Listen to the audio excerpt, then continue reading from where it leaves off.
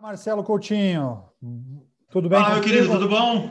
Tudo ótimo. Então, dessa vez, separamos um bate-papo um pouco diferente, um bate-papo que vai muito alinhado com conhecimento que ainda é raso de boa parte das pessoas que estão no mercado financeiro, que é investimento em commodities. Pouca gente sabe que a origem da Bolsa de Valores, a primeira bolsa, que foi lá em Chicago, em 1848, aconteceu a partir da necessidade de segurar as agriculturas, né? O fazendeiro, ele tinha a reserva dele de dinheiro lá que ele investia para plantar e muitas vezes quando ele ia colher o que ele havia plantado, por causa de intempéries, de mudança de clima, de dificuldade em períodos de tempo, essa colheita acabava vindo menor do que o valor que ele projetava e ele acabava acumulando dívidas que ele não saudava e lá na frente ele ia tendo dificuldade para fazer as próximas colheitas e como o país dificultava o desenvolvimento dos Estados Unidos naquele período.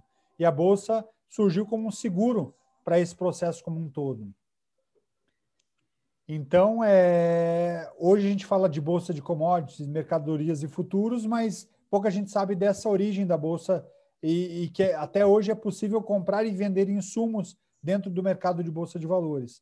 E como você é alguém que conhece muito desse universo, tem um know-how muito forte nisso, queria que você comentasse um pouquinho para o Tramujas aqui, para quem está nos ouvindo, poxa, como que eu transformo essa teoria em prática no mercado financeiro? Como eu, como pessoa física, investidor, pessoa física, posso comprar uma commodity no mercado financeiro e vender isso?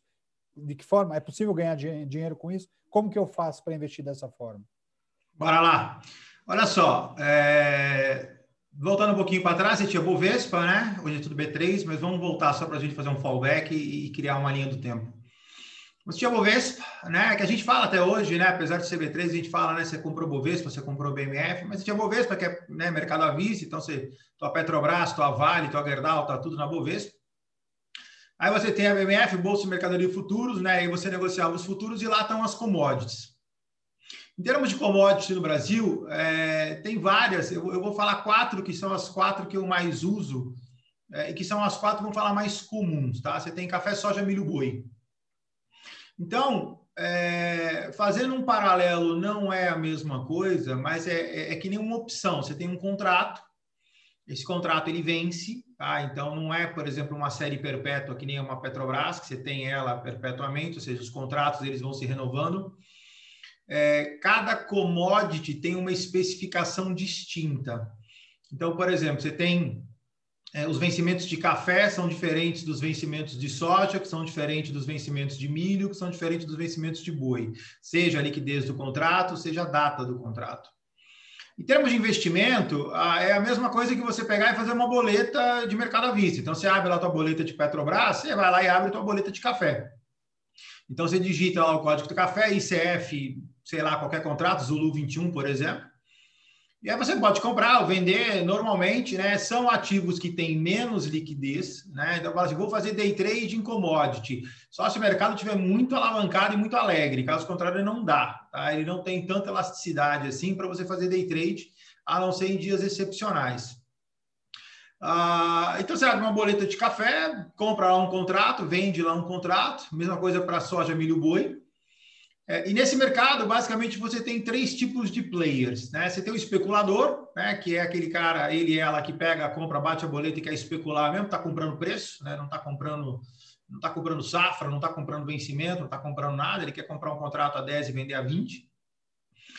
Você tem o hedger, que está muito mais na linha do que você falou, né? Então, assim, eu sou produtor, eu tenho uma produção de soja, eu quero travar preço. Então, você vai lá e compra ou vende, dependendo do que você está fazendo. A tua produção em número de contratos e você assegura preço, né? Até porque, por exemplo, você tem a variação do dólar, então você quer se proteger da variação cambial. E você tem um terceiro player, que é o arbitrador, né? Que é, por exemplo, eu tenho a soja com uma discrepância de preço soja Estados Unidos com soja Brasil, café Estados Unidos com café Brasil. E aí você pega e faz uma arbitragem entre dois contratos, ou seja, você pode, exemplo, compra lá, vende aqui, ou compra aqui, vende lá, e aí você vai fazendo arbitragem com contratos de café. Esse é um exemplo. Então, você tem esses três caras. Você tem o hedger, o arbitrador e o especulador. Operacional, Tramujas, operacional normal, cara. Abre a boleta lá, bate a boleta para dentro e vida segue. Nesse movimento, quando você fala dessas 3 personas dentro da bolsa, cada um com uma expectativa diferente, quando você fala do hedger, as grandes empresas da agricultura, quando a gente fala de BMF, quando a gente fala de Minerva, Marfrig, JBS, todas elas estão nesse balcão porque ela precisa também comprar um insumo, ou garantir preço de insumo. Então, tem ciclos também de compra desse papel. Para quem acompanha esse mercado, também é importante buscar exatamente esse ciclo de consumo desses grandes compradores, né? Quando você fala do especulador, que usa análise técnica, esse aí está pouco se lixando, esse daí que está comprando verdadeiramente preço. Quando você está falando de hedger, foi o que eu falei anteriormente, para cada tipo de contrato, né, café, soja, milho, boi, você tem toda uma estrutura diferente de preço, né? Então, por exemplo, eu vou operar boi, né, ou vou operar café e soja, que a gente está falando de travar preço, né? Então, assim, você tem que ver qual é o vencimento, né? Qual é o prazo de liquidação que você precisa para ver qual é o vencimento de contrato que você vai usar. Então, assim, você tem que conhecer. Eu tenho cliente que é produtor de café, ponto. Então, assim, você acompanha a movimentação dele e você vê que são contratos específicos, são operações específicas, são modos... E aí, de vez em quando, você gosta muito de bater papo, então você conversa com o cliente, sabe? Então, assim, ele está travando uma safra, ele está travando... Então, não é a questão... Né, quando você fala do hedger, por exemplo, não é uma questão que a gente faz hoje no mercado à vista, que é pegar e bater boleta, né? Tem toda uma estratégia ali atrás que realmente você tem que conhecer, né? E o hedger de exemplo, o hedger de boi é completamente do hedger de soja, que é completamente de hedger de milho, ou seja, é muito intrínseco, essa é a palavra, é muito intrínseco no processo produtivo e na característica de cada um desses caras. E esses ciclos de contrato, como que eles funcionam? Qual que é o ciclo médio de contrato ou de cada um desses nichos que a gente comentou? Não, cada um é uma história diferente, cara, impressionante. Cada um vence num dia diferente, cada um tem uma liquidez diferente. Você tem, por exemplo, café negociado em dólar, soja negociado em dólar, milho negociado em... Não, tem um que eu falei errado. Café dólar, soja dólar, milho boi reais. Acho que é isso. Então, assim, de novo, é muito intrínseco no tipo de produto, entendeu? Agora, cada contrato vence num dia diferente. Você tem uma característica extremamente interessante, né? Porque, por exemplo, quando você fala de day trade, na cabeça da pessoa, né, regular, normal, de bolsa, fala assim, bom, abriu às 9 da manhã, fechou às 17, fechou às 18, pouco importa, isso é day trade, né? Você tem, por exemplo, contratos que ele fecha no meio do dia. Então, você comprou às 9, vendeu às 17, exemplo, você fez posição, você não fez day trade. Por quê? Porque o dia fecha no meio do dia. Então, assim, você verdadeiramente tem que conhecer a característica de cada instrumento, porque numa dessa daí você acha que você está fazendo um day trade e você está carregando posição para o dia seguinte. Aí vai tomar ajuste, vai fazer aquele monte de coisa, entendeu? Entendi. E quando a gente fala de alguém que perde dinheiro nesse tipo de operação, onde é mais comum a perda de dinheiro nesse tipo de movimento?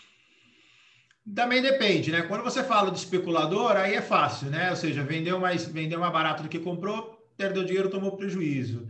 No caso dos outros dois, quando você fala do hedger e quando você fala do arbitrador, são características diferentes, porque, na verdade, a preocupação, vamos falar primeiro do hedger, a preocupação dele não é essencialmente ganhar ou perder dinheiro, né? Essencialmente, ele quer travar preço, né?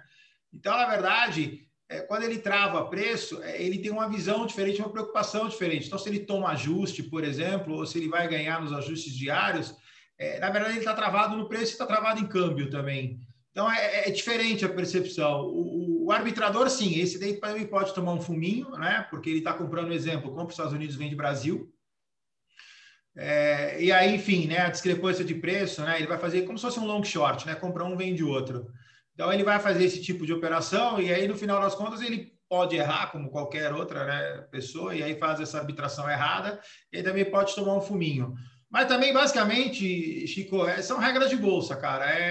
Vendeu mais barato do que comprou. Então, assim, de novo, o brilho de commodities, cara, é que ele é tão mais rico do que o brilho. Tanto é que, assim, você tem... Vamos tangibilizar, né? Vamos sair um pouquinho de commodities só para falar de mercado financeiro, mini índice e mini dólar, que também é mercado futuro. É muito diferente a percepção que você tem quando você compra, por exemplo, um buy and hold de Petro, um buy and hold de Vale, entendeu? Quando você vai fazer uma especulação em termos de liquidez, por exemplo, o mercado de BMF, né, as pessoas não sabem, mas o mercado IBMF, ele é extremamente, estupidamente superior ao mercado à vista, né? As pessoas acham que só porque tem menos liquidez, quando você pega o mercado, principalmente Estados Unidos, cara, não se compara. Quando você pega o mercado futuro em relação ao mercado à vista, é outra grandeza de número, entendeu? Agora, aqui no Brasil, é muito nichado. É diferente de quando você compra uma pedra. Vou comprar, vamos falar intrasetor, vou comprar Bradesco, vou comprar Itaú e vou comprar Santander. Né? Então, você está comprando um setor, você está comprando mais ou menos o mesmo tipo de papel, você está fazendo um buy and hold, ou então vai fazer um swing trade. No mercado de commodities, cara, é completamente diferente. Primeiro é seccionado por tipo de produto, ou seja, quem opera café, quem opera milho, quem opera soja. E depois, assim, você verdadeiramente, né, para responder sua pergunta, não perder dinheiro, você tem que conhecer, tirando o especulador, você tem que conhecer as características do produto, sim, porque senão, cara, você compra um contrato que não tem liquidez, depois você não consegue sair, e aí tem os jacarés da vida que você pode pegar no meio do caminho. Entendi. E olhando esse negócio, e pensando nesse movimento da commodity mesmo, eu quero aprofundar, eu quero conhecer, eu estou buscando estar mais dentro desse movimento.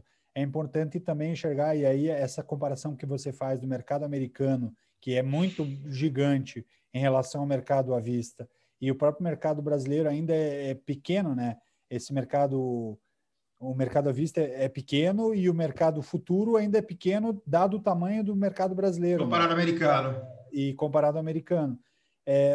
A gente já tem visto uma cultura mudar do próprio agricultor brasileiro, que tem ido mais para o mercado futuro, né? Ele tem vendido mais a colheita futura dele nesse mercado. E o americano já é mais maduro em relação a isso. O próprio agricultor americano, você encontra poucos agricultores que, no mínimo, não tem 15%, 20% da produção dele em mercado futuro. No Brasil, quando você enxerga um agricultor, ele está vendendo 5%, 10% da produção dele no mercado futuro, mas do que eu tenho conversado com alguns agrônomos, isso tem expandido, né? Tem sido cada vez mais vivo e mais real, por quê? Porque não tem sido tão acessível assim o financiamento de algumas colheitas, e no mercado futuro o agricultor se sente mais seguro em relação a como ele vai garantir o capital dele para os próximos plantios. Essa evolução também desse mercado futuro, você acredita que o Brasil vai expandir bastante ainda? Ele vai ser um mercado ainda maior do que ele é hoje, na tua leitura do que você tem acompanhado? Veja bem, eu não sou especialista, né? Então eu vou te dar com certeza numa visão um pouco mais híbrida. Se você pega hoje os produtores, até porque você pode ter um produtor hoje, e os grandes são essas empresas que você falou, ela não necessariamente precisa comprar e vender Brasil, ela pode comprar e vender Estados Unidos, por exemplo. Não necessariamente ela precisa operar B3, ela pode operar lá fora, ela trava lá fora. Até porque travado lá fora, você já está, entre aspas, travado em dólar. Né? Então, você tem uma preocupação a menos, que é a preocupação de preço e a preocupação de risco cambial. Então, esse é um ponto. Aqui no Brasil, a Bolsa de Valores tem, e aí é que eu vou falar que é uma resposta um pouco mais híbrida, tá? Um pouco mais empírica. Você tem a própria aumento dos números de CPF e CNPJs que estão entrando na Bolsa de Valores, tá? E aí você tem a característica, eu vou te falar porque na minha família tem fazendeiro, você tem a característica do pequeno produtor, tá? Então, você tem aquele pequeno que vamos falar assim, ele usa a estrutura de entrada, e aí esse assim vai para B3, né? Ele não vai fazer lá fora porque não tem volume para isso, e aí ele vai acabar usando o B3. Então, eu tenho, por exemplo, um tio que opera soja. Ele é produtor de soja e entre aspas, né, grande para um volume, vamos falar Brasil médio aí. Uhum. Então, ele começou a tatear, né? Ele já conversou comigo um tempo atrás sobre esse mercado, começou a tatear, né, até por causa do dólar que a gente está hoje, você está falando de um dólar 5,5, dólar a 5 e tal. Então, assim, ele começou a tatear esse tipo de coisa. Os valores realmente são baixos, é aquilo que você falou, ou seja, não trava a produção inteira, trava um pedaço e está tateando e vendo como é que esse cara realmente funciona.